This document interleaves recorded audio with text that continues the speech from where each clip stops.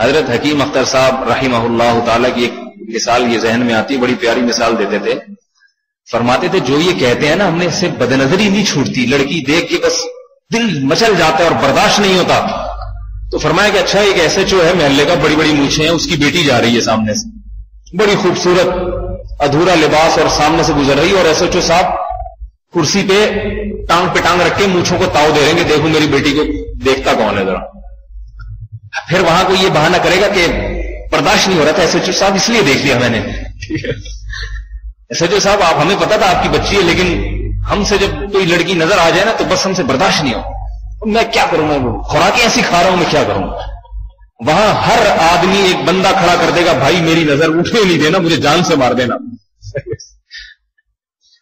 تو فرمایا کرتے تھے کہ ایس ایچ او جو مونچھوں کو تاؤ دے رہا بیٹھ کے، اس کا تو یہ خوف ہے کہ اس کی بچی گزر رہی ہے اور وہ دیکھ رہا ہے. ہاں نہ دیکھ رہا ہوں نا، پھر تو پورا محلہ اس کے پیچھے نکل جائے گا، چھوڑ کر آئے گا گھر تک. اس کو دیکھ رہا ہے، اب مجال ہے کوئی نظر اٹھا کے دیکھے. کیوں؟ خوف ہے، خوف.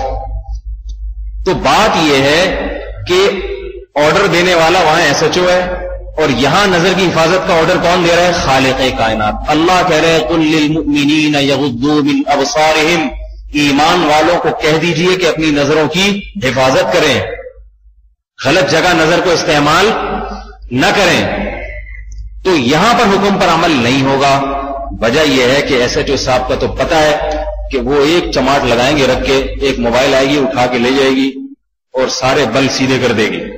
40 دن تک پھر جہاں حلال ہے نظر اٹھانا وہاں بھی نہیں دیکھے گا. اور اللہ تعالیٰ تو کچھ کرتے ہی نہیں.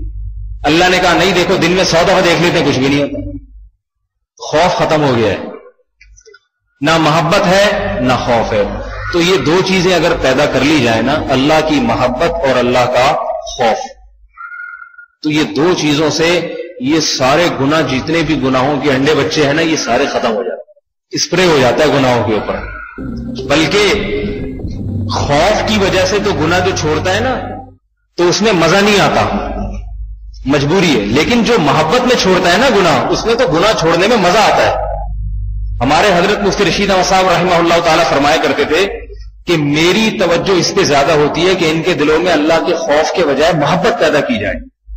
فرمایا اس کا فائدہ یہ کہ پھر گناہ چھوڑنے میں مزہ آتا ہے. تو مقصد تو گناہ چھوڑنا ہے نا، دنیا کے بھی مزے، آخرت کے بھی مزے. ہمارا مقصد کسی کو پریشان کرنا تو ہے نہیں. بھائی اگر گناہ چھوڑنے میں مزہ آ رہا ہے تو دنیا تو ویسے ہی حاصل ہو گئی نا. دنیا تو نام ہے مزے اڑانے کا، گناہ چھوڑنے میں مزہ آنا شروع ہو جائے، سبحان اللہ.